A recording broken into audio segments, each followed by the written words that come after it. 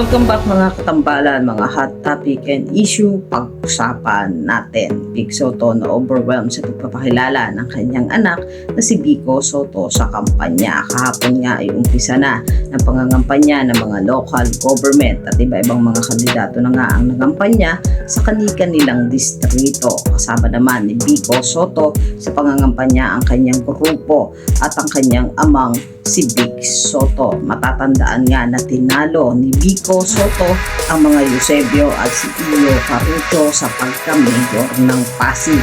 Ngayon naman ay makakalaban ni Vico Soto sa pagka-mayor si Sara Diskaya na tumatakbo ng mayor ng Pasig.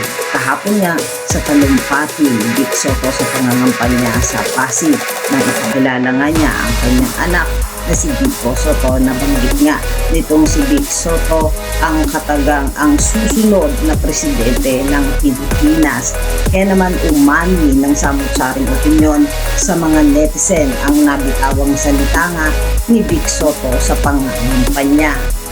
Kilala naman si Vico Soto sa pamamalakad niya sa Pasig na napakaganda nga ngayon ang Pasig. Kaya naman sa binitawang salita nga ni Vic Soto sa pangangampanya na ang susunod na presidente ng Pilipinas ay ang kanyang anak. Maraming mga netizen ang nagsasabi na bagay naman talaga kay Vico na tumakbo ng presidente dahil nakita naman sa Pasig ang magandang pamamalakad nito.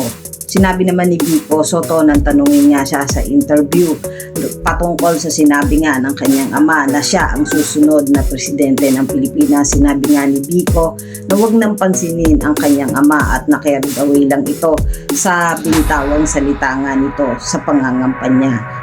Yan yung mga update natin ngayon. Kayo mga katambalan, ano ang masasabi nyo? Mag-comment lang sa comment section at pag-usapan natin.